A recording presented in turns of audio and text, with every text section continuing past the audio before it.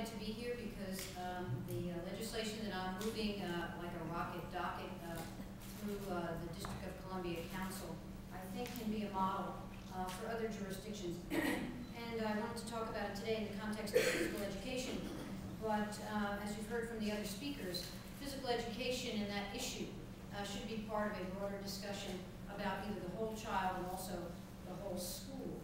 I just want to give you some facts about the District of Columbia's situation, which is fairly dire. The District of Columbia has the highest rate of adolescent obesity in the nation. Half of the children in the district are either overweight or obese, half.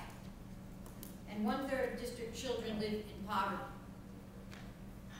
There's a dramatic lack of physical activity in the schools in the District of Columbia.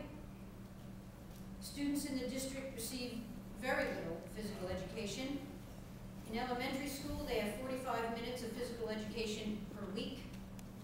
In middle school, students have physical education for only 1 semester a year. And then PE for the other 2/3 of the year is really forsaken. Now, the CDC has made its report, and it may be obvious, but I'm glad to have the report, because as I've talked about my bill, which I introduced last year with various groups, the hardest thing was to convince people that this wouldn't sacrifice the ability to educate our children. Because in addition to having serious physical education gaps, and in addition to having a school system that is very challenged in terms of physical education, the District of Columbia has also faced a very, very serious problem in terms of its academic performance. As a result of that situation, the current administration, about 3 years ago, had a mayoral takeover of the schools, and we appointed a chancellor, and we have begun reform in our system.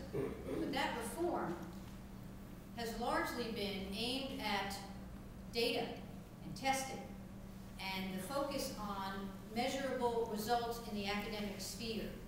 And so the day is taken up, if not entirely, almost entirely, by focusing on academics.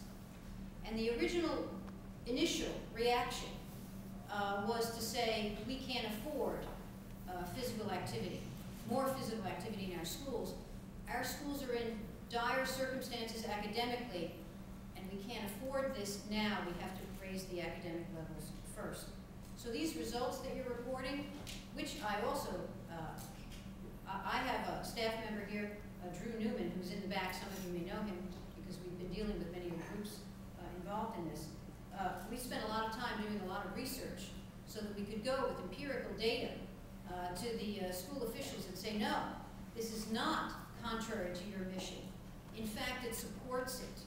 But that was a big part of this, and you know, these reports that you've examined and the results that you've reported are extraordinarily helpful to me.